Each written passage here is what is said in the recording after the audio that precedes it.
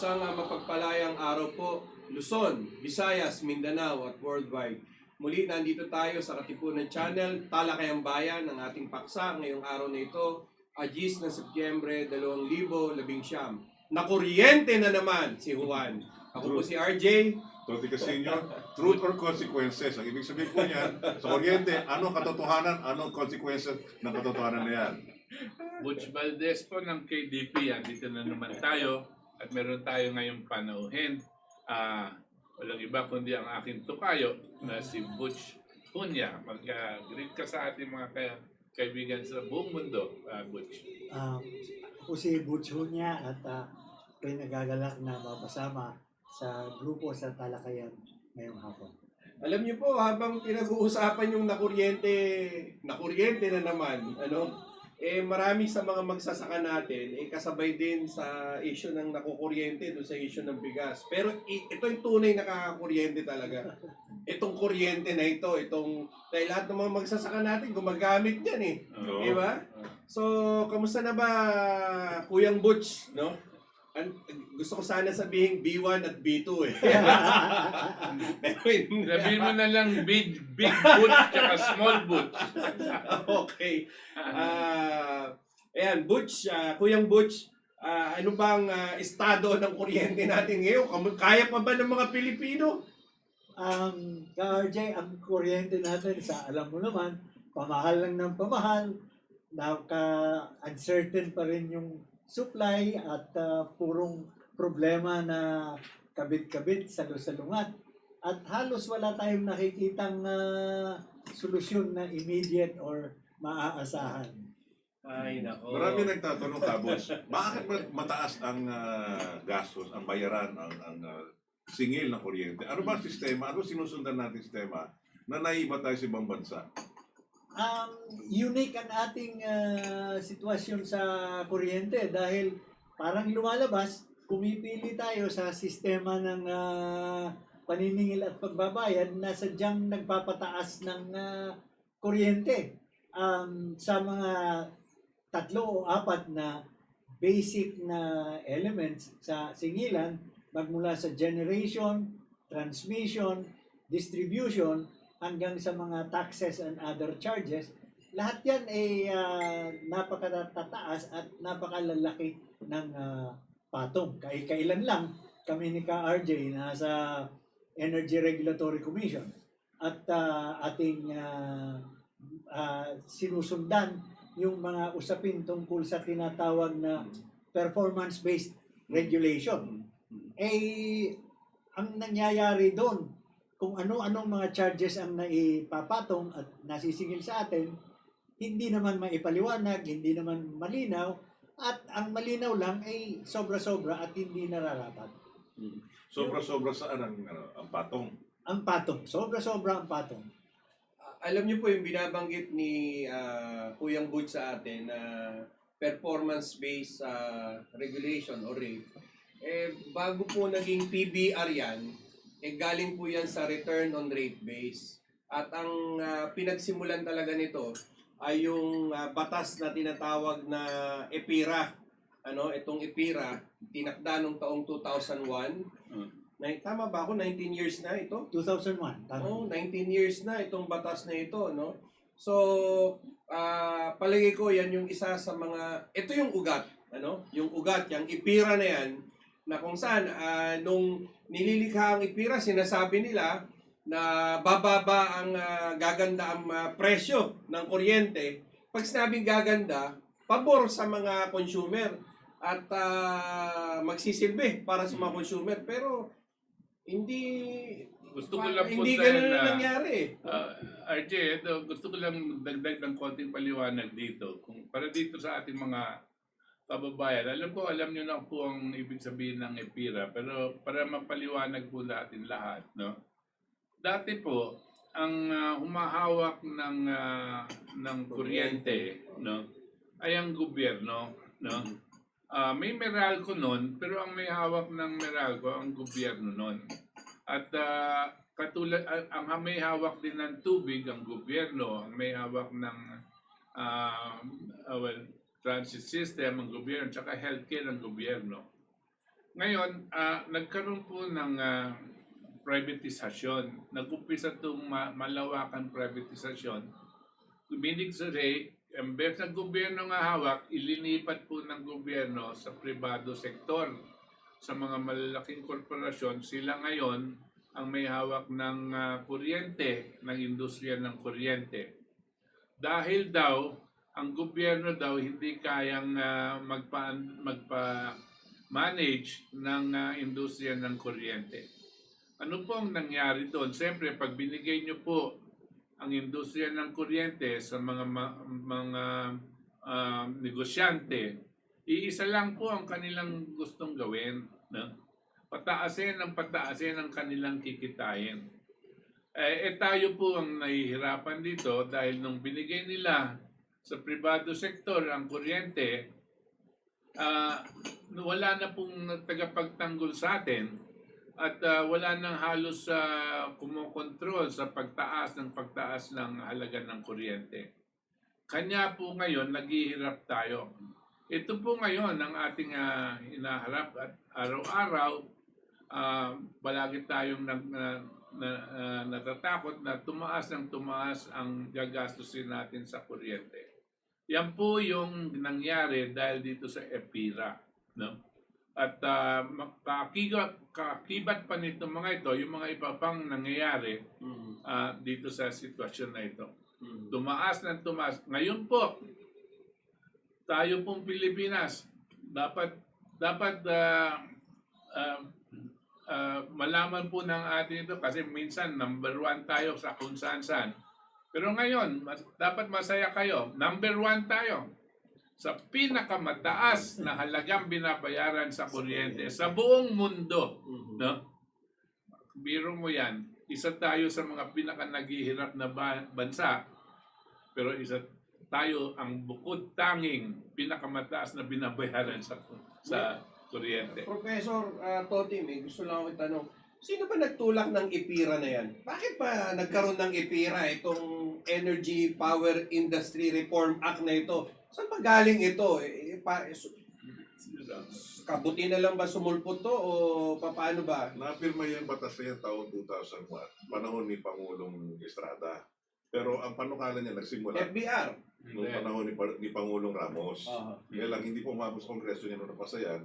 Napasa na yun, kapanahon na ni Erap. Pero hindi nga pala si Erap noon. Nung naluklok na si Gloria. Dahil nakatansik nga si Erap noon.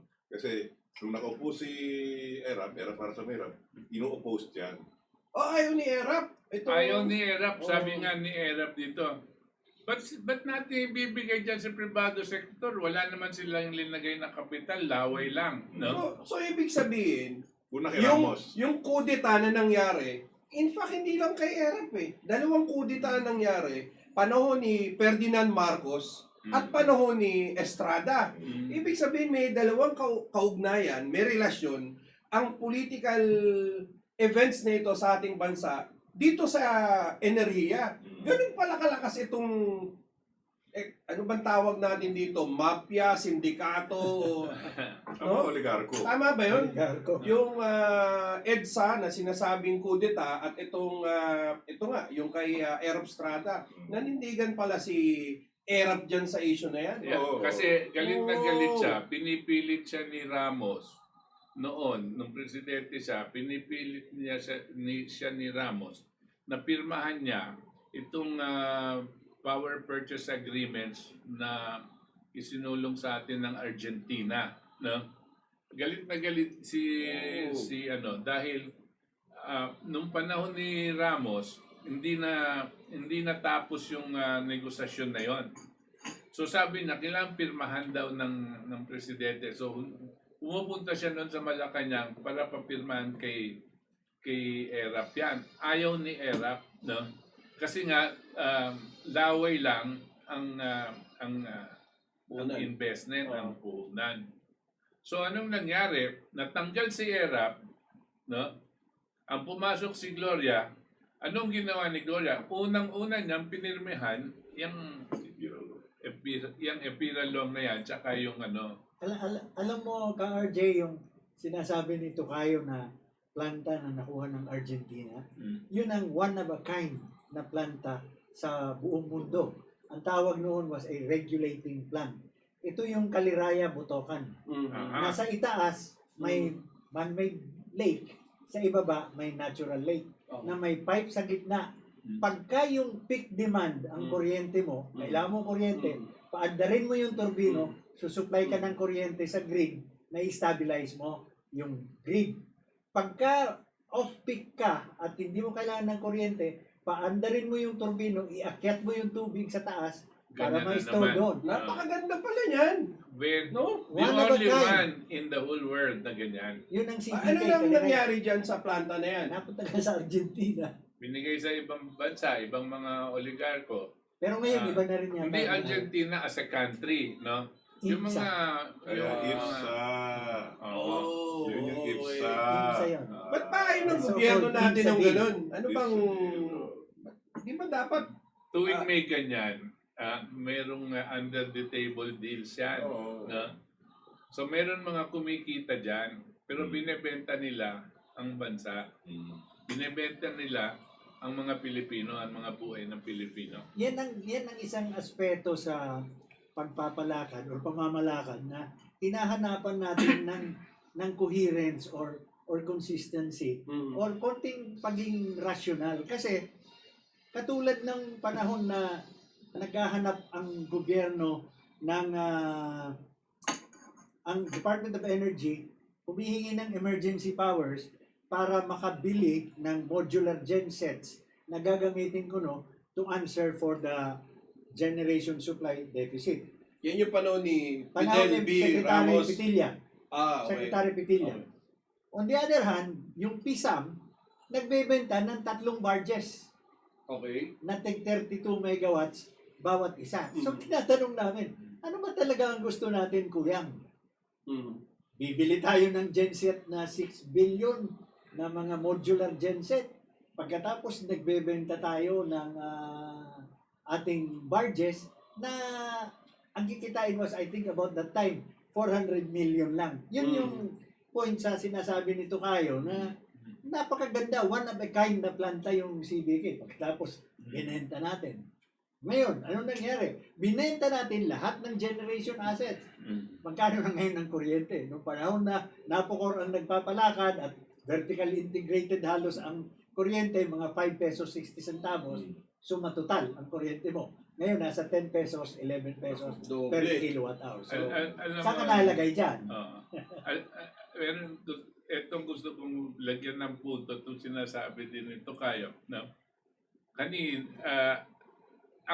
Ang highest electricity rate in the world right now is 24 US cents per kilowatt hour. Translated to pesos, that's about 12 plus or 13 pesos per kilowatt hour. Highest yan in the world. Ang Amerika, ang binabayaran nila, bali 6 pesos per kilowatt hour. Pag linagay natin sa pesos.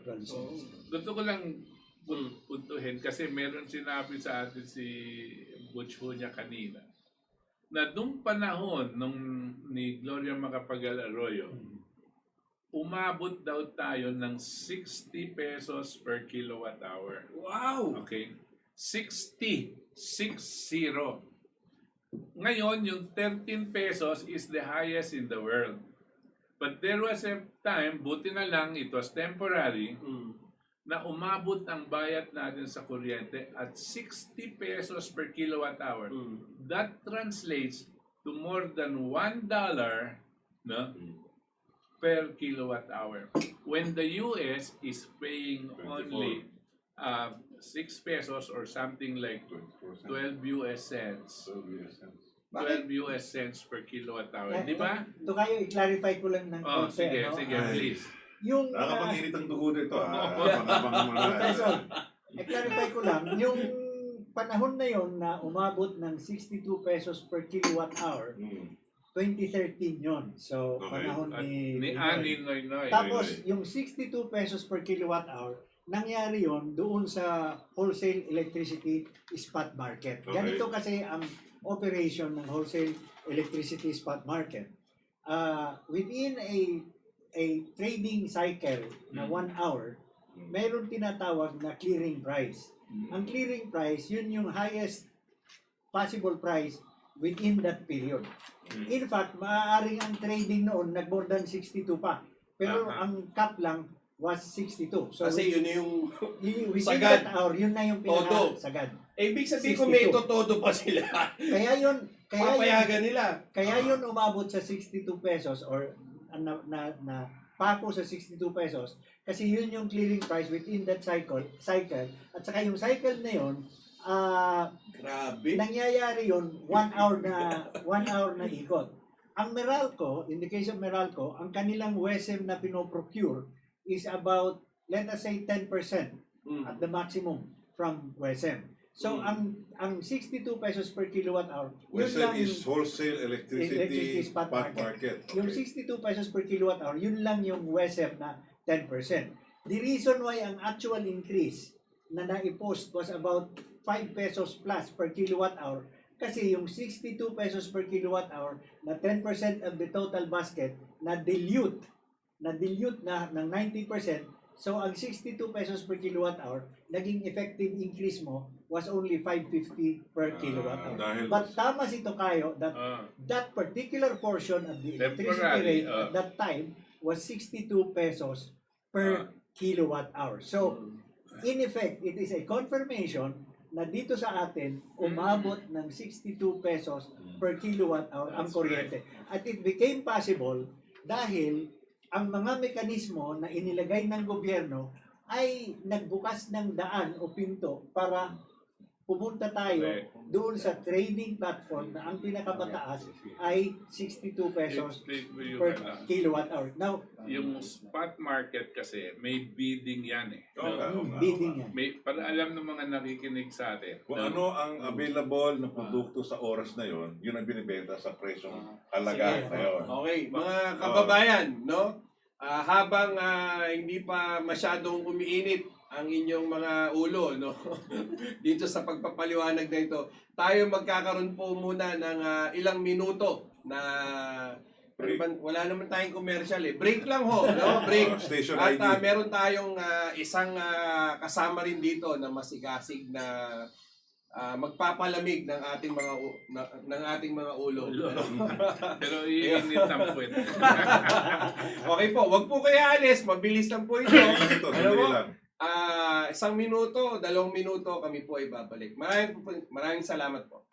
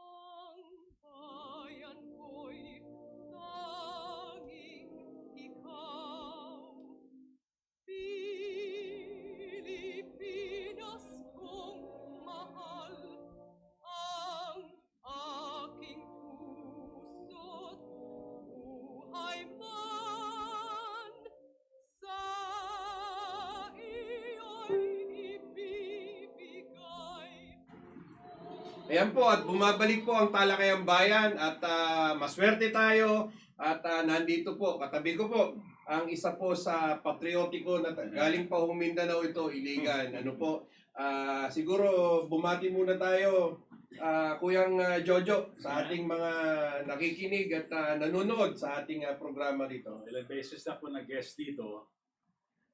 I'm happy that there's somebody here also, aside from me, who's talking about bringing down the cost of electricity. So I am more comfortable with Butch here, okay? So thank you again for giving me the opportunity to be part of this program. Parang nag-usap, sir, kayo na tingnan mo yung mga kulay ng mga damit nyo. Parang, di ba? May unity talaga, di ba? Oo, di ba? Kanina po, tinatalakay natin yung issue ng WESM. Ano po? Yung papel, itong wholesale electricity spot market. Ayan, tinaas pa ni Kuyang Jojo. Ang ginagawa po niyan, Kuyang Butch. ang bentahan ng kuryente ay mismo yung available at that time, kaya ang spot market. Kanina pinag-uusapan nyo na umabot doon sa Ng 62 pinakamataas. pesos. No? 62 pesos. Yun ang, Kasi yun ang ceiling. Yun ang may highest price. bidding yan Oo. May bidding. Ito yung available electricity. Kaya tapos yung mga ibang gustong kumuha para sa kanilang, para ibenta nila sa mga areas nila, nagbibid sila. Pataasan sila ng bid para dun sa available electricity. Kanya kung minsan, yung sinasabi natin kanina, umabot pa ng 62 pesos per kilowatt hour, bang bidding na yan. Kanya tumataas ng tumataas. Yung bidding system na yan, nung ibinenta yung EPIRA sa pag-iisip ng tao, ang kanilang pinangako, dahil may bidding, bababa ang halaga ng kuryente. Totoo. Pero anong nangyari? Tumaas ng tumaas. Bakit Sir Jojo? Okay, ganito. Initially, it is not a bidding process. Hindi, akala ko Dati. bidding. Nagkakaayusan. Ayusin natin ito para maintindihan natin. Yung may mga sobra, yung mga generating plants na may sobra na kuryente, i-offer nila yun sa Western market. Okay. Sinong mauna pag-offer, sabihin ko, ako, sige, 8 ako per kilowatt hour. 8 pesos. 8 pesos yan. Okay. Pero magsali.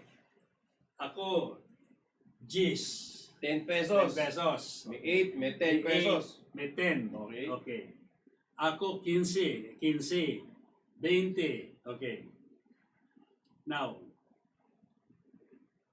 the highest last bidder, nag-62. Ang formula na sa WSM, the last price becomes the price. Teka, parang naguluhan ako.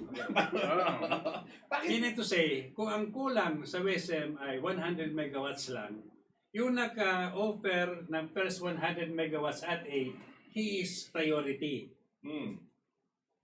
Kung wala na Yung iba. kulang ay 200 megawatts, yung nag-offer ng 10 is second priority. Okay? But the second priority, the first priority becomes the price of the second priority becomes also the price of the 8. It becomes 10. That's the clearing price. Oh, the ceiling price. Umaabot yan sa 60. 2. Biglang nagkulang lahat. Nagkulang ng... Kasi ganito naging laro dyan, specific doon sa particular case. Kung naalala nyo, November 2013, ito yung nagsara ang Malampaya na 1,200 megawatts na liquefied natural gas. So, antemano, ang supply ng Luzon was already on a deficit of 1,200 megawatts. Surprisingly, 4 o 5 na malalaking planta nagsabay-sabay na nagsara. Okay. So, ang deficit napakalaki. Okay. Anong implication? Pupunta ka sa spot market. Ang spot market is already in a deficit situation. So, everybody or anybody who goes to a deficit market will get called. Matatawag ka. Kasi zero negative Malaki ng deficit. maski na nagbid ka ng 0, start ng bidding cycle, bid Kuha ako ka pa. 0, Laging maghintay ka 64. na lang sa last.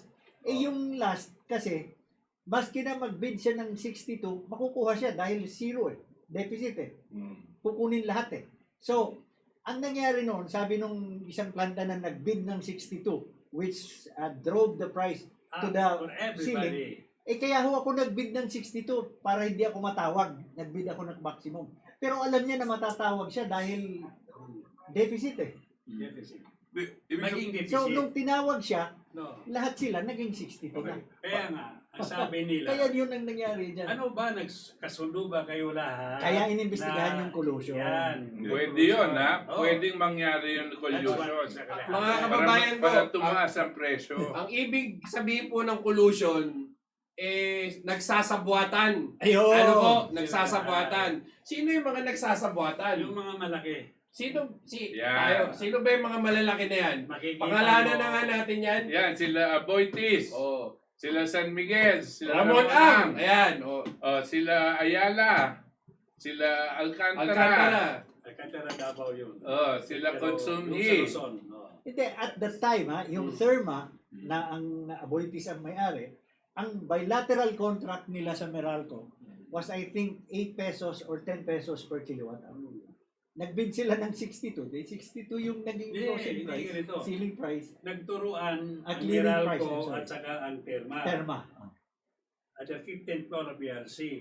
Ha? Teka. Paano nagturuan? Ito, kasi naging investigasyon Oh. Bakit naging 60? Masyadong mahal ang kuryente. So, sabi ng Aboitis. Meralco, kasalanan nyo.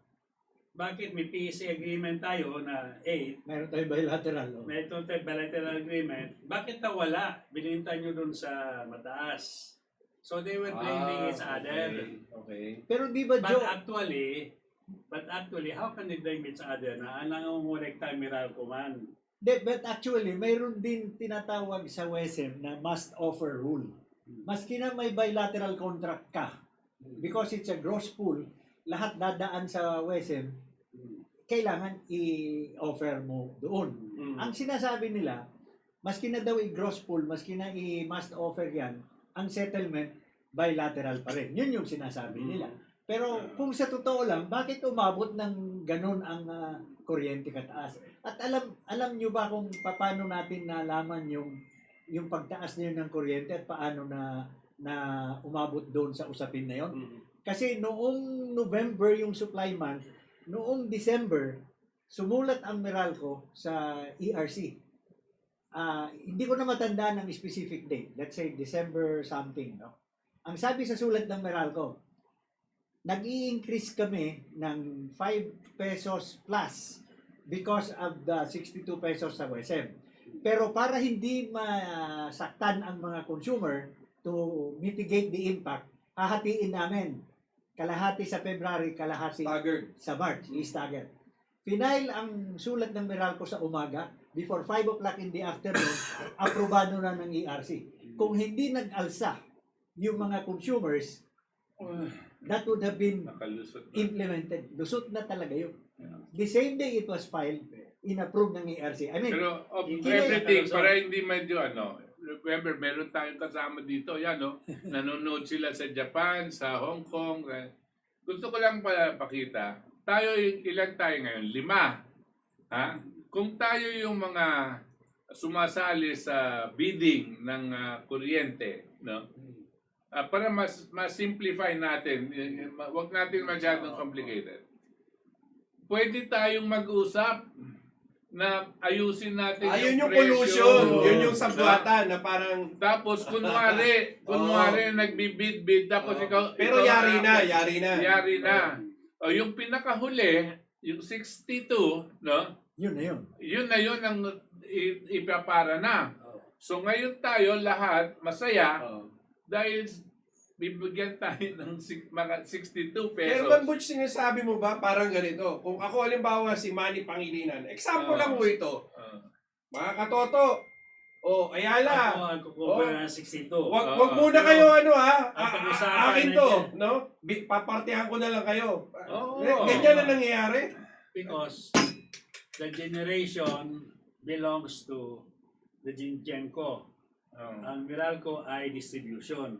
But when I collect, ako ang kukolekta ng Genco, ako ang kukolekta ng transmission, at saka ang pag-usapan natin 8 pesos lang. Hawak ko ngayon ng 62. Pagkabiyado naman ako kung ibigay ko lahat sa iyo ang 62. Grabe. Oo. Why will I give it to you at 62? Na pag-usapan natin 8 lang. Di ba? Doon ang problema. Nagtuturoan sila. Okay. But Pero palagay ko, they cannot admit palagay that ko they yung were part of the conspiracy. ang palagay ko yan, turuan na yan. No? Drama yan, drama. Drama. Oh, parang Drama showbiz din. yan. Oh, Sambata na yan. oh. Kunwari nag-aaway sila, pero pareho silang makikinabang Oh, dyan. yeah. No? May play din, may play. Ganito yan eh. Nagtatangin ng taong may sumusubaybay nito. Paano tayo nakarating sa ganitong kaguluhan? Itong gulangan na to. Maalala niyo po mga kasama, nung naluklok si Cory Aquino at pinatalsik si Marcos, meron na tayo nung nagkakaroon na tayo ng krisis sa kuryente, nagkakaroon tayo ng mga power interruptions. Shortage. Kaya ang tugon ng ating pamahalaan ay magtayo ng Bataan Nuclear Power Plant. Ang ginawa ni Cory Aquino ay tinigil niya at sinara niya ang Ministry of Energy. At nung natapos sa kanyang termino, sagana tayo sa power interruption ng mga 8 hours, 10 hours ng panahon ni katapusan ni Ramos. Kaya si Ramos, binigyan siya ng emergency powers. Kaya nagkakaroon siya ng production ng mga kuryente nito at para tugunin ang mga pagkukulang sa kuryente, itinatag itong EPIRA. Yan at mga mahabat maiksing ano. Kaya ngayon, nandito na tayo sa kasalukuyan na laro na tayo niluluto sa sarili nating mantika. Kinukuryente tayo lahat. Ang naperwisyo, ang taong bayan. Ayun. Kaya nga ang punot dulo dito, nagsimula yung panahon ni Cory Aquino na tinigil niya ang nuclear plant. Kaya ngayon natutugon sana sa ating sincere. Kaya nga, itong mga naglalaro sa atin, ginagago tayo ng mga lintik na yan. Yan. Ayan, ha? Ang mga pangalan yan, mga Boites, mga Lopez, mga C, Ramon Ang, Kaukilig National Grid Corporation. Yung mga anak ni Henry C. Dahil hindi na pwede si Henry C. Yung mga anak niya. Correct. Ang may out niyan. Sila Alcantara. Si Alcantara. Kung ganun po, Pangilinan. ibig sabihin, nagpapaupo rin sila ng mga tao, halimbawa sa Energy Regulatory Commission. Mga importanteng posisyon yan. Oo. Bata Diba? nila yan. Magpapaupo rin sila sa Senado. Ng Correct, mga correct. tao nila dyan. Yes, yes. Tao sa Kongreso. No? Tao siguro sa Sa Korte Judikatura. Suprema. Korte Suprema hanggang sa Court of Appeals, lahat. Ka-RJ, para lang ma-frame natin siguro in some hard numbers, yung transition from return on rate base, RORB, to PBR, performance-based regulation. Ang rate ng Meralco, distribution, supply, and metering charge, nung time na yon was 70 or 76 centavos per kilowatt hour. Yeah. Noong mag-transition tayo sa performance-based regulation, PBR, Yan na. sa unang taon pa lamang, Yan na. umakyat na sa 1.227 Ano? kilowatt. Halos nagdoble. 1.22 Mula sa 0.7. Halos nagdoble. Ang kita ng Meralco noong RORB nasa 2.7 to 3.2 billion pesos per year. Sa unang taon pa lamang ng PBR, umakyat na ang net earnings ng Meralco sa 6.3 billion Wow! per year. Unang taon. Unang taon Sa ng reported. PBR. Ha? Sa Reported. reported. Reported. Ibig Mas sabihin, malaki pa ang ini-report. nabawasan na yan. May Grabe. 20 billion pa na Marami pa yung mga recovery. High Ano? voltage talaga to. May high Oh. meron pang under recovery na 18.6 billion Ah. including interest. Utang. Binayaran natin 2.6 billion. Okay? So, billion, 26 billion. Wow! Ha? Sa papel, algebrado na tayo kasi doble. Natataasan na tayo sa papel eh. Sa underground, sabihin natin para maintindihan, kumita pa sila ng 18 billion including interest kasi binayaran sa 4 na taon sa 10 regulatory period, 5 billion plus every month on top of the rates, that was 26 billion. Sa interest lang, yung sinasabi mo nakita nila na 6 billion, sa interest lang, sa dinagdag natin, another 6 billion, but actually it was 18.6 billion. So, I am very familiar with that because that's what I've been looking at from the very beginning. At yung interest na yun, kinikita ng mga bangko na sila rin ang mismo may pag-aari. Oo. At saka, iba, kung may kukulik tayo na, that's another story, kung may kukulik tayo na utang sa consumer, okay, if I am sure that they are going to pay, I would rather make it a collectible than withdraw it and put it in the bank because in the bank the interest only is 3%. Well, diba na, naguguluhan na ako. Tingnan mo na, ito mo lang sabi nito kayo. Yung dati, RORB, okay. RORB, return on rate base. Yan po yung dating pamamaraan, no? Na method gino-compute nila kung ano ang pwedeng isingilin sa atin ng Meralco, di ba? Yeah. Ngayon, pinalitan nila itong sistemang to. Return on rate base means basically porsyento ng ininvest mo sa operasyon. Whatever you invested, sasabihin nila, let us say 12% per annum return on rate base, no? 12% ng investment mo, yun ang pwede mong isingilin sa mga consumer. Pinalitan nito din panahon ni PBR na. Nino. Panahon ni ano yan? Correct. PBR 2003 kay GMA yan. 2003. 2003. Kay GMA. Albano yung chairman. Chairman, si Albano. Ang pinalit nila dito, Performance-based regulation. performance-based regulation. PBR. Bakit nila pinalitan ito? Huwag na muna natin na ano yan, no? Pero yung performance-based, nag-iba po ang computation. Dati, yung sinasabi ni Tokayo, ang binabayaran po natin, umaabot lang sa 70 centavos. 70 to 76 90 per kilowatt hour. 70 centavos per kilowatt hour. Okay? Pagkatapos, pagpasok ni Cory ba? No, pagpasok ng PBR. Pagpasok ng PBR, agad-agad tumalon yan ng 1.2, halos nagdoble po per official record. Ang sinasabi po sa atin ni JOJO. Mr. Jojo Borja, no? Hindi lang yung 1.2, hindi lang nagdoble yan. Kasi ang katunayan niyan, umabot pa sa ang kulang na dapat ibalik sa tao Publiko. is 18 billion pesos. 8.9. Tama ba yan? So, in other words, mas... ang utang ng tao daw ay 18 billion. Oh. Okay. So, ang Nakabayad pa sinasabi, kala natin masaya na tayo dun sa doble, no? Pero sa katunayan, ang sinasabi nila, may utang pa ang publiko sa kanila. because of the timing, there were 2 regulatory periods na nabara Okay. at saka na under recovery. They were supposed to earn for 2 years, but they said that kasi hindi nabayaran kasi nabara, yun ang under recovery Okay. nila. Pero lang, gusto ko lang parang Ito kayo. ngayon, ang sinasabi nila, tayo muna, may utang sa amin ng publiko dahil meron kami dapat na singil na hindi nyo pinayagan, namin singilin. Okay? Ito yung tinatawag nilang under recovery. Tapos magkano yon? Sisingilin nyo 18 billion pesos. 18.6 billion.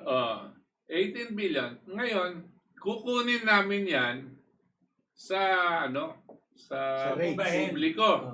Paano yung tataasan namin ang singil namin sa publiko para makuha namin yung utang ng publiko sa amin. nakikita nyo po yung kagaguhan, no, ng mga nagmamaniobra nitong sitwasyon natin. At pinapayagan po ng mga ahensya ng gobyerno, pinapayagan po ng ating mga Korte Suprema at kung ano-ano pang mga korte Hukuman. dyan, hukuman, no, para gawin ito. No. Siyempre, bilyon-bilyon, maybe even ang kukunin nila to. Napakadali pong bilhin yung mga hukom, yung mga mambabatas, yung mga ahensya ng gobyerno para makuha nila yung sinasabi nila. Sino pong sumasalo nito? Tayo po, mga consumers. Yan ang lehitimong mafia Oh. sa ating May pamahalaan. tanong po ako, liitin mo ba yung 18 billion na utang? Actually, yung under-recovery, Ano ba yun? yung under-recovery, Under-recovery. yung under-recovery na yan, nakapaloob yan doon sa PBR or Performance-Based Regulation. Bago ko anuhan, Delayed implementation. tapusin ko lang yung PBR landscape, no?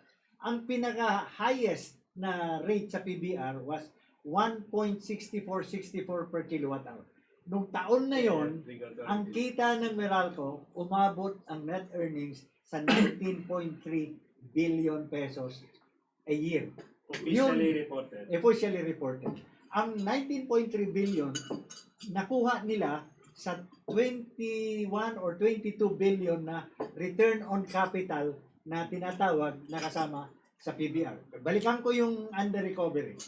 Ang definition ng under recovery sa PBR, Prof. Tukay, Yes. ang definition ng under recovery, binigyan nila ng kita ang Meralco under the PBR for 4 years na tinatawag na regulatory period. Pag hindi yun nakuha, marirecover ng Meralco yun or masisingil as an under recovery in the succeeding regulatory period. Yung 18 billion na yan for the third regulatory period, kinolekta nila third regulatory period. pertaining to the first and second regulatory period. Anong nangyari sa first and second? Supposedly, 8 years yun. 8 year stretch. Kasi 4 years bawat period. Pinag-combine yung first and second dahil naabutan sa late na na-implement, inabutan ng pag-file ng third regulatory period. So, yung 8 taon, naging 3 taon na lang yata o 2 taon at kalahati. Pero, nung mag-apply ang Meralco for recovery ng under-recovery, mukhang in-stretch yung buong 8 years na first and second taken separately. So, ang nangyari, nag-apply ang Meralco for 20 billion under recovery. 18.6. No. Initially, Ga- including gani- the interest, became 26 billion. Ganito, Joe. Oh. Ang application was 20 billion in June of 2010. Oh. About early 2011, before na-approve yung application nila, June 2011, ang Meralco mayroong tinatawag na disclosure statement sa Philippine Stock Exchange as a listed company. Sa disclosure statement nila, sabi ng Meralco, ang kanilang Vice President, I think ang attribution was Ivana de la Peña. Okay. Sabi niya, we have applied for a recovery of 18.6 billion. Ako noon tuwan-tuwa dahil ang in-apply 20, ang sinabi, ang kanilang application daw, sabi niya sa Stock Exchange, 18.6 o kako binaba voluntarily. Mabuti. Pag-approve ng Energy Regulatory Commission in June of 2011 ng under recovery for the third regulatory period, ang lumabas 24.6 billion pesos. Okay. Paano nagkaroon ng additional 4.6 billion na idinagdag ng ERC patong sa 20 billion ng application? Pangalawa, nung binasa ko yung specific sa approval, mayroon about 600 million to 900 million pesos na interest. But kung basahin mo yung rules for distribution willing rates na basehan ng under recovery, maliwanag, Professor Tukayo, ang sinasabi doon, the language is a bit quaint at sabi nga ng language nung is basta ang in effect without interest you are going to recover under recovery without interest, unaccounted for time of use of money or something like that. Ganun ang language Bawal ang niya. interest. Pero walang interest. Oh, Pag-approve ng ERC, biglang may interest. interest. Na hindi lang pichi-pichi 600 to 900 million Penalty pesos ang interest. So, for not using. kaya kami Professor, nagpipress ng rate reset na filing. Gusto namin busisiin kung ano yung proseso na pinagdaanan para umabot sa 24.6 billion sa particular item lang na ito. Alam nyo ba, nag-end yung third regulatory period June 30, 2015. Nasa katapusan na tayo ng fourth regulatory period na natapos noong June 30 this year, 2019. Nag-uumpisa na tayo sa first year ng fifth regulatory period, wala pang rate reset na nangyayari sa Energy Regulatory Commission. Lahat ng 226 billion na nasingil ng Meralco simula ng July 1, 2011 hanggang ngayon, wala pang may na-accounted o na-audited niyan. Noong June 30, 2011, 2015, nung nagtapos yung third regulatory period, ang ginawa ng Meralco, kasi walang rules na inisyu ang ERC na magiging basihan para magkaroon ng rate reset, ang ginawa ng Meralco, nag-apply ng interim average rate. Ang interim average rate na ibinigay ng ERC without hearing and without looking at the numbers, kung ano yung sa third. So, yung 226 billion Tuloy ang ng kuryente. tuloy-tuloy hanggang ngayon. No accounting, no Yeah, audit, no mahirap review. na maintindihan ng audience yan. Exactly. 226 billion? Pero 226. there is something very important that we should know. Paano nag-increase from 70 to 122? Yes. What is where did it come from? Okay. Yung sinasabi ko, hindi pa na-implementa ang performance-based rate. They revalued the value of Meralco from 48 billion to 96 billion. Before. Nagdoble. Reappraisal. Reappraisal. Yan ang pinakamasakit sa lahat.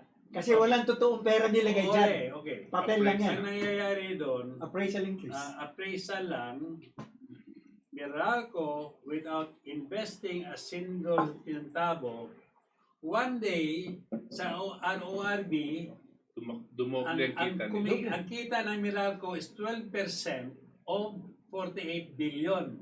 One day later, it became more or less almost 18% of 98 billion. 14.97%. Yun ang masakit. Yan ang masakit. Yun ang sinasabi Masakit yun. natin na kailangan ma-review kasi yan kasi na revaluation, bawal yan. Bawal It dapat is talaga. Kaya Bawal sa Treason anong yan. kaya I was explaining this thing.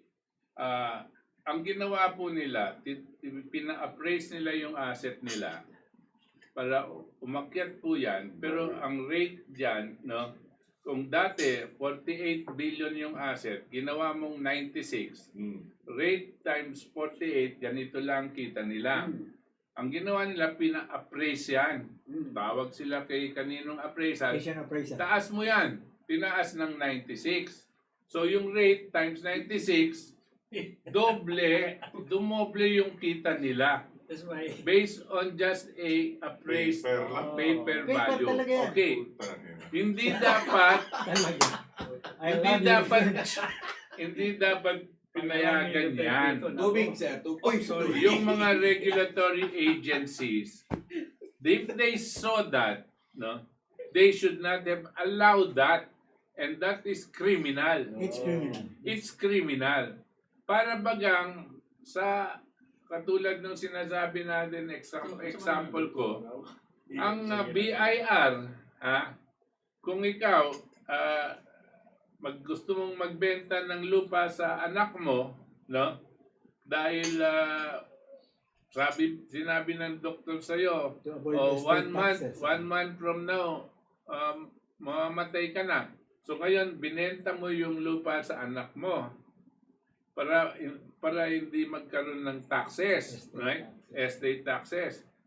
So, pag namatay ka na nga, pero nakita nila, ginawa mo yung 1 month before, after the doctor told you, ang BIR, malalaman nila yan, bawal yan, no?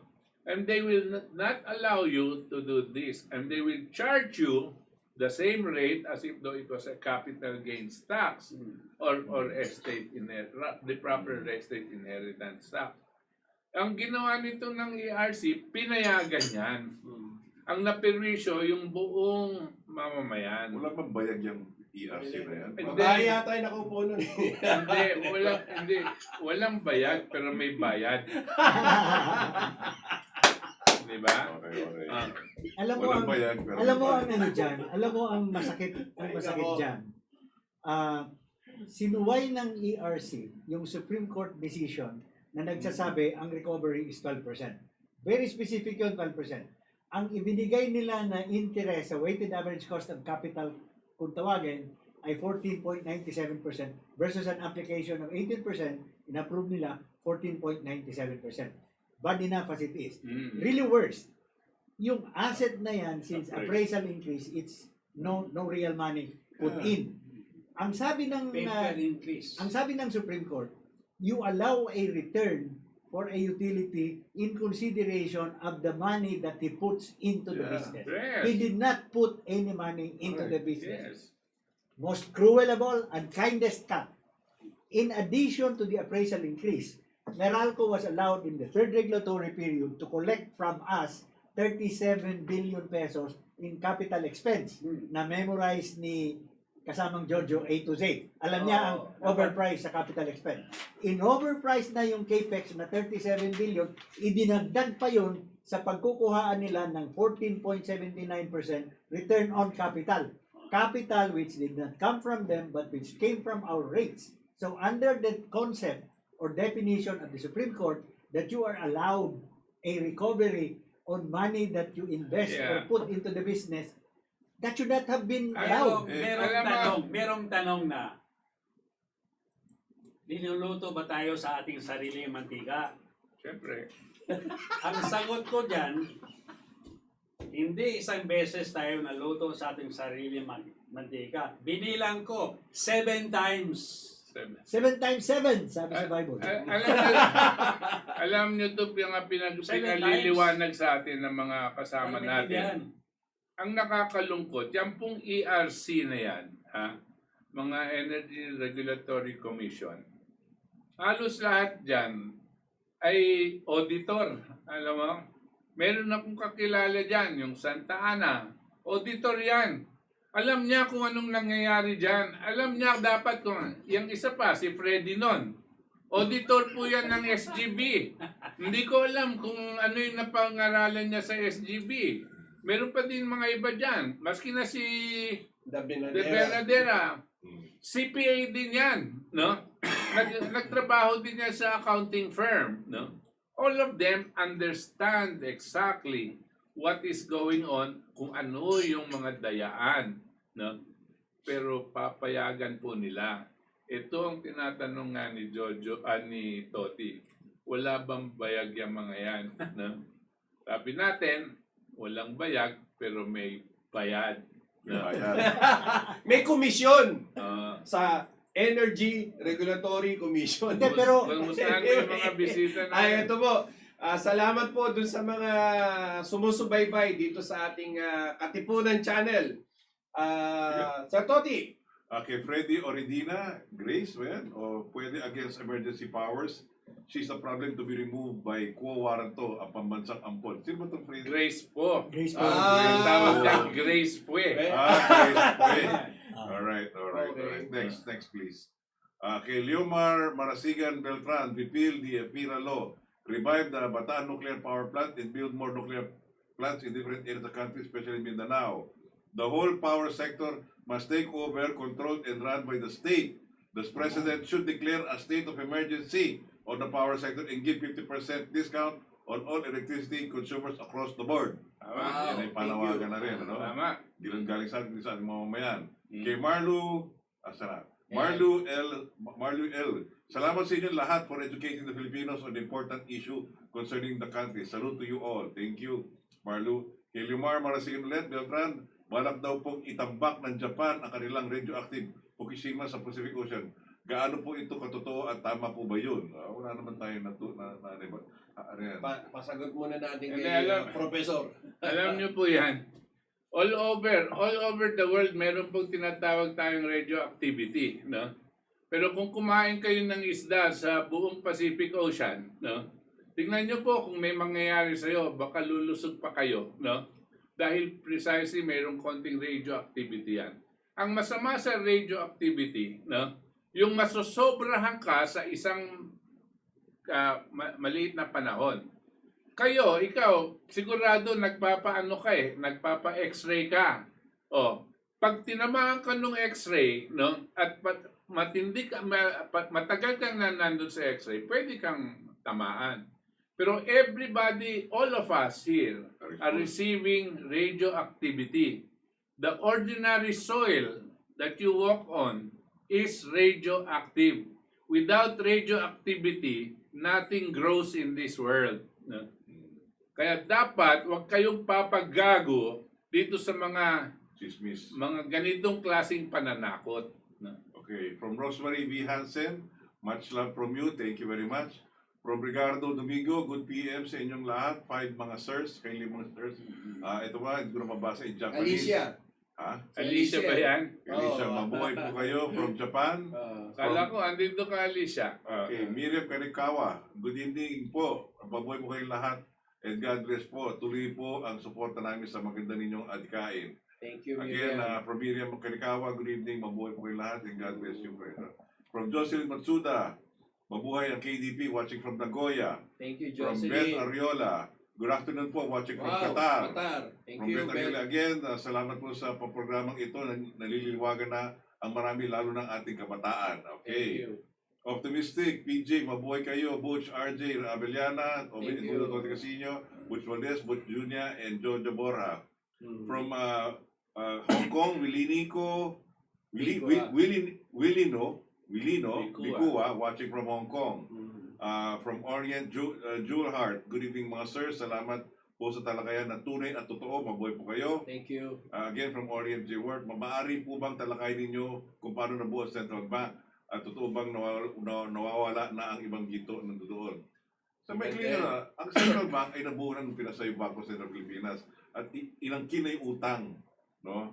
Pero yung ginto, hindi totoo yung nawawala pa. Saka na natin talakayin yan. Optimistic PJ, mga katipon, talking about privatization of the electric industry. This was also done in the US and California through Enron back in the early 2000s. And the politicians with the oligarchs patterned the imperial law from the policy after EDSA II. Yes, PJ. Why such act was initiated to our sovereign country? Did the Americans benefit with this Enron type of policy back then? Response, Butch. Sige.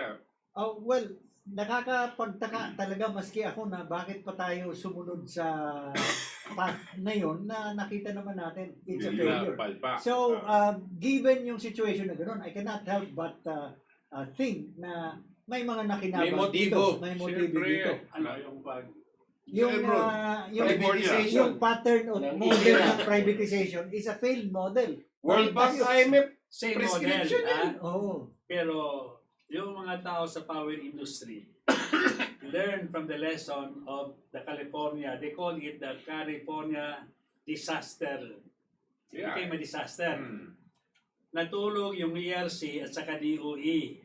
Department of Energy. Yung mga oligarchs at mga negosyo, pinag-aralan nila paano nila na hindi mangyari sa kanila yung nangyari doon sa California. Wala naman nag-suicide sa kanila. Sa California, yung nahuli, marami Nakulong. may nakulong. Oo. Dito walang nakulong. Kinulong walang ng gobyerno nila. Walang nag-suicide. Kasi they adapted and learned from it. That is when they introduced the performance-based rate. Ewan na. Pero si Enron, Ganito yan. Let me explain it. Kanya hindi nangyari yung walang nag-suicide sa kanila. Dahil sila yung nakinabang lahat nung ka-absorb ng losses, Tayo nagbabayad, Consumers. ang consumers. Kaya yung consumers, sila yung nagpapakamatay. Sila yung namamatay. Dahil lahat nung dapat inabsorb nila, kasi at that time nung Enron, hindi nila basta-basta ma-increase yung electricity rates ng mga consumers. So ina-absorb ngayon ng mga korporasyon. Kaya ng mga korporasyon na nalugi, nagpakamatay yung mga gago. Tapos yung mismong California na bangkarote, no? Now, tinulungan ulit 'yan, no? Para wag gamitin ulit yung Enron. Tayo dito, ginamit natin 'yan. Pero yung sasaluhin ng mga korporasyon, no? Tsaka ng gobyerno, linipat nila sa tao. Kaya tayo ngayon ang nagbabayad ng pinakamahal na kuryente sa buong mundo, no? Dahil di baling magpakamatay ang mga Pilipino, masyado naman tayong sobra sa populasyon. Pabayaan mo silang mamatay. Ganyan ang pag-iisip. Ganyan ang pag-iisip mga damuhong yan, no? Naging population control program pala yun, ha? Yes, Pagsasamantala rin yun everything has something to do with the population, no? And all of these economic policies, no, when you put it all together, to put pressure on the small people, the poorer people, the pressure means imposed poverty, and imposed poverty means more difficult to live by, to survive. And if that condition is there, no, mas maraming mamamatay. No? Okay, paano natin lalabanan itong dambuhalang demonyong ito? Let's say for Granada. example, Let's say for example, gumawa tayo na mag-walk out tayo, huwag tayong gumamit ng kuryente ng ilang minuto. Lulubog ba sila sa utang? Hindi. Huwag tayong gaganyan. Ano mga pwedeng paraan para labanan itong In fact, theoretically, hindi tayo pwedeng magsabay-sabay magsara ng ilaw lahat dahil sasabog yung system. Besides, Kasi pag walang gagamit sa kuryente, magiging unstable yung hindi, system. tatawanan lang tayo ng mga yan. There is only one advantage. They say, ang kaaway ng ilaw ay darkness. Okay? Yan thought mo has been thought of also. The only advantage there is if the people of Manila will agree to have a brownout, even 10 minutes, brownout talaga, ito mga oligarko ito, matakot na kasi alam na ng tao ang racket na ito. Kuyang Jojo, 10 minuto lang, hindi mararamdaman ng mga oligarko yan. Hindi maramdaman. They will understand that the consumers already know the racket. That's just it. After Racket that, hindi. something No? else. Bakit, Jo? Bakit tayo maghihirap, no?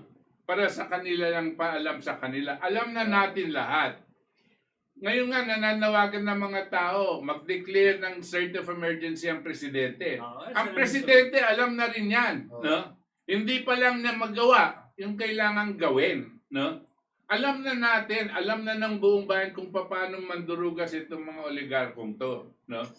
Now, it is true, yung sabi, ang kalaban ng darkness ay ilaw. Baligtad! Ang kalaban ng darkness, ang kalaban ng ilaw ay darkness. Okay? Hindi nga. Baligtad. Ibig ko sabihin, bakit tayo ang magpapakahirap? Dahil pag pinatay mo ang electricity, sino naghirap? Sila o tayo? Hindi, Tayo. alam mo, Maski nasabihin mo, 10 minutes, ano naman epekto sa kanila? Tatawanan lang tayo niyan. Eh yan mga sinasabi nga nila yung unearned, unearned income? Hindi, yung dati nilang Recovery. recovery. Under recovery. Ay, dadagdagan lang ng 1 sentimo yan, tapos ka na, tatawanan ka lang. 1 milyon na. Wala yun, no? Ang dapat natin kalampagin, Yung ugat. the last hope of this nation on this, before a revolution, no, is Duterte. Duterte has the power to declare a state of emergency on the power sector. He has the power to do that. No? Because it is already a security problem. Yes, it is a national security problem, and it is one of those that has created so much poverty and so many people that are dying because of this. Okay lang yung crime, drugs, pero Mr. President, hindi mo malalaman, hindi mo mako-compute kung gaano karami namamatay dahil dito sa kuryente. Nasa batas yan eh. Tapos Nasa idagdag mo pa dyan, ipatong mo pa dyan yung tubig, no? Isama mo pa dyan yung iba pang mga mamahal na mahalin. Yung internet, ang bagal. Telecommunication. Nako, sabi ko, this is an imposed poverty. And the president is the only saving factor. Why? Our legislation is dead, right? Bayad lahat yan. Our judicial system is dead. Bayad lahat yan. Our executive, no, mga kabinete, bayad lahat yan. Sino na lang ang hindi nila mabayaran? Ang presidente. Diyan tayo pumukpok.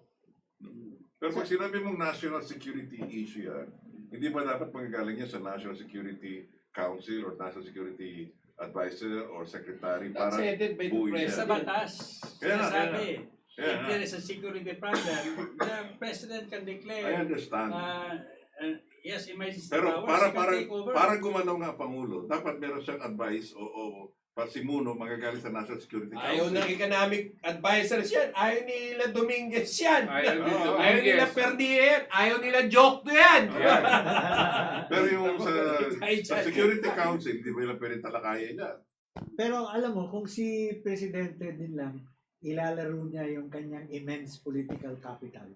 Ang tingin ko, ang direction is renationalization. Yes. Kasi natuto na tayo, hindi pa ba tayo natuto sa taon na nag-privatize tayo? Doon nag-skyrocket lahat yan eh. Oo. So, empirical proof is renationalization. And sa tingin ko, itong Pangulong ito has sufficient political capital to go in that direction. Ito yung may bayag. Yung sinasabi ni Toti. Di ba? Oo, pero lalo na yung mga naluklok dito sa ating Senado, puro mga walang bayag Ang yan. nakakapagtaka nga, the moment kino-compare yung mga ASEAN rates ng kuryente, ang sagot ng mga local administrators natin, political administrators sa power sector, paano kasi yung Indonesia may subsidy, ang Thailand may subsidy, ang Malaysia may subsidy. Eh kung ganun pala, eh di kunin ulit ng gobyerno yan at ang gobyerno na yung magpatakbo para head to head, laban na sila ng Anong mga ginawa ng counterparts yan. mga kagaguhan niya nila Gatchalian? Okay? Para lang wag Murang kuryente para raw. lang wag tayo umangal sa mataas na kuryente. Gumawa sila ng batas. Pabababain daw ang halaga ng kuryente. Kukunin nila yung malampaya Malampaya. funds. Sa pera. Oo, ibibigay nila dito sa mga Ibayan. National oligarko Power Corporation. para Ano hindi daw tataas yung ating bayad sa kuryente. Hindi, makagago talaga niyan. Yung malampaya funds, pera din ng taong bayan yan. At ang dapat gagawin dyan, for Investment yun. investment for energy Magtayo, development projects. mag- plant, magtayo Yes, ng mga energy planta. development project. Doon. Hindi pang subsidy. Yan. Labag sa batas yan, ginagawa ni Gatchalian na yan. Yung gatsalan niya, support! Hindi, Sabi to kayo, Professor. Mayroon akong isang issue dyan sa tungkol sa usapin na yan, sa pagbabayad ng universal charge na gagamitin yung Malampaya Fund. Ang issue ko dyan, ang universal charge, ang elements niyan, yung mga stranded contract cost at saka mga stranded plants at stranded debt ng gobyerno. Kasama dyan sa mga stranded debts or stranded contracts, yung equivalent ng 14 billion pesos na mga kontrata ng Meralco, ng Napocor na hindi kinuha ng Meralco under the contract to supply electricity noon. Yun ang naging subject ng settlement agreement. Bago Binayad sa tayo utang. magbayad ng mga universal charge, dapat gawin muna ng Napocor, singilin niya sa Meralco yung pagkakautang na yan na 14 billion. Nag-attempt na sila noon at that time na kolektahin yan with interest that can easily be 30 or 38 billion. nag-attempt silang singilin yan noon, pero hinarang natin sa ERC kasi gusto nila ipasa sa atin yung charges. Ang Tama. ating posisyon is ang pera na yan, hindi yan generation charge, kung hindi penalty sa Meralco for violating the contract.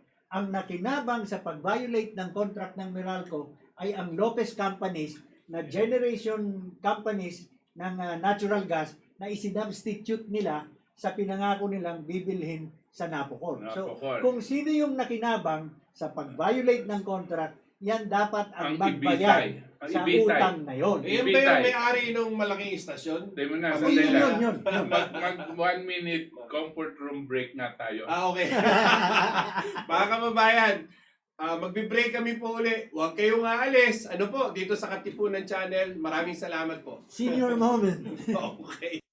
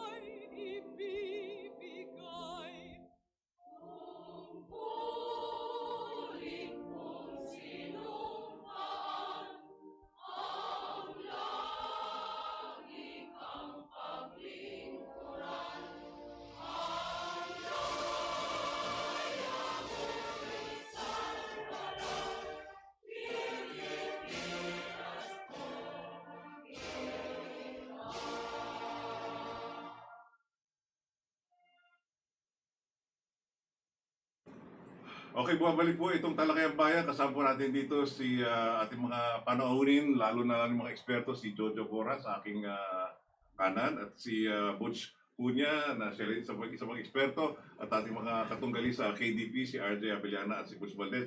Ito na yung kakadugtong at katapusan ng Kasama sa KDP. Sabi ko. Okay. In conclusion, RJ. Alam niyo po, napakahalaga ng usapin ng kuryente sapagkat nakasalalay rito ang kinabukasan ng inang bayan. Ang kuryente po ang magpapalaya sa bayang Pilipinas para tayo ay umunlad. Subalit, kung ito hanggang ngayon ay kontrolado ng ilang pamilyang oligarko, 8 o 9 na pangalan lamang, ay mahirapan po ang pangarap nating pambansang industrialisasyon. Kaya ang inyong lingkod at Katipunan Demokratikong Pilipino ay naghahain po ng mga alternatibong solusyon para matapos po ang problema na ito ng pagkalipin nating mga consumers, nating mga Pilipino sa kamay ng oligarkiya nito na tayo ay lumaya. Sa akin naman, meron ako nakitang magandang balita. Sa mga lahat ng ginagawa natin, palagi kami nandun sa ERC, mga veterano ito sa ERC. The new ERC is beginning to understand also, and that they're beginning to look at the interest of the consumers, okay? Hindi naman siya, hindi kagaya noon, hostile sila eh. Pinapagalitan kami doon sa Hearing. room. Ha? Ngayon hindi na. Ang pinapagalitan yung kalaban na. Ha? But that is only in the level below the top of ERC. We are hoping that including the top people of ERC, and some of them are beginning to may language na sila. This is a wake-up call. That is the first time I heard that from a Commissioner Maceda. Okay? Excited siya, namumula yung mukha niya kasi parang ganito pala. Okay? So, we want people in ERC, the directors, and up the new ones, ha? Wag lang yung mga old, yung kinatawag namin na yung may mafia pa natira sa ERC. Yung mga bago, hindi na mafia kasi nalaman na nila ang anong nangyari na istorya. So, hopefully, that will develop into something that will be pro-consumer. We hope. So, there is a silver lining that we see, and the more we participate like this, that yung sinasabi na things might become better for us because ang aming gusto, hindi lang isauli yung over-recovery sa 10 taon, over 100 billion yan. Okay? Tatanggalin din yung kukubrahin pa for the next 40 years. Na dapat hindi na kubrahin kasi yun ay resulta ng pag-overprice ng mga ekwipo at saka yung mga PSA agreement na disadvantageous sa atin. Okay, that is what I'm saying, that there is a silver lining. Hopefully, what we are doing will be able to support that and become a reality. And that is the only way our country will recover. Otherwise, if we are not able to do that, we will be a country of slaves and mendicants.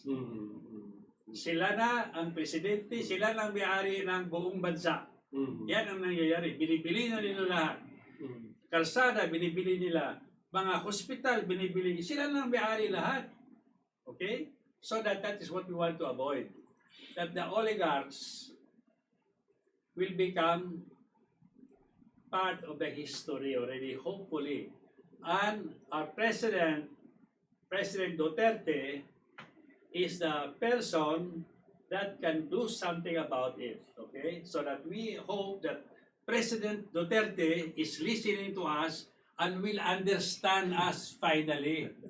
Yung mga advisor niya nakapalibot sa kanya, wag na siya. They stop listening to those people because those are the people who are protecting the oligarchs. Okay? Yan ang masabi ko. Okay, batiin muna natin. Sorry for taking so much time. Basahin muna natin mga bumabati sa atin kay Roger Balita, watching from Binyan, and from Priscilla Kojima, Kombawa po, watching from Japan. Maraming salamat. Ito naman ang aking dagdag, no? Marami ako nang bulata sa talakayang ito at nakita ko paano ginahasa. Yan ang salita, sabi ko, ginahasa ang ating inang bayan.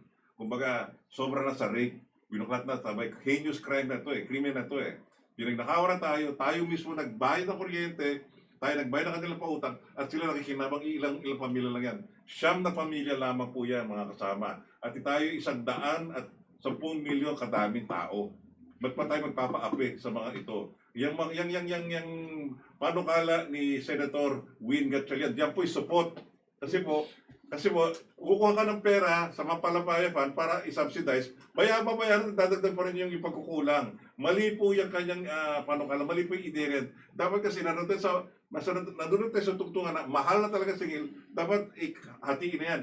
At buhayin na yung mga panukala na maghanap ng ibang solusyon katulad ng nuclear power plant. At dapat suriin ito ng mabuti at yun ay dapat ma-implement sa lahat ng ating lukluk ng ating bansa para naman magkaroon ng kuryente ang ating mamamayan. Yan lang po ang ating mapapahago sa oras na ito. Yeah, ang gusto ko lang idagdag, dito sa mga ERC at kung sino man ang mga nasa ahensya ng gobyerno, kasi nagpapalit po yan, kung bago po itong mga ito, syempre nangangapa sila para maintindihan nila kung anong nangyayari. No? Huwag natin pong i-minimize ang kapangyarihan ng napakalaking pera na binibigay ng mga oligarko dito sa mga opisyal ng ating gobyerno. Binabayaran po lahat yan.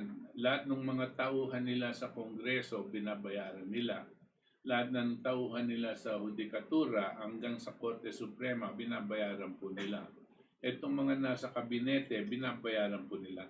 Yung pambayad po nila dyan, galing po sa atin dahil napakataas ang sinisingil nila sa ating kuryente. Itong mga baguhan sa ERC, bagamat parang hindi sila katulad ng mga nakaraan, sabi ko, bantayan po natin yan. Baka hindi tumagal, iba na ang kakantahin yan dahil nakatikim na sila ng bayad. No? Nakatikim na sila. At ganyan po itong mga taong to. Nung nag-umpisa sila, lahat ng idealismo nasa kanila. Pero kung nung nakatikim na sila ng malaking pera, no, ibebenta nila maski yung nanay nila. No?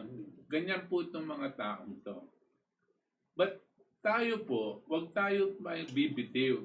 Maski na ganito po ang hinaharap natin, malaki po ang ating kalaban, mga oligarko, tsaka mga bayaran ng mga oligarko. Alang-alang po sa ating kinabukasan, alang-alang po sa ating mga anak at ang ating mga apo. Kinakailangan po manindigan tayo sa tama at labanan natin habang meron pa tayong kakayanan lumaban. Ang ating pong paglalaban, hindi nagsasabing magkakaroon tayo ng tagumpay sa panahunan natin. Pero ang importanteng malaman ng mga darating na henerasyon na meron pong mga tao katulad po ng mga kasama ko dito na nanindigan at lumaban, no? Para masiwalat sa buong bayan ang katiwalian na nangyayari sa ating bansa ngayon. No?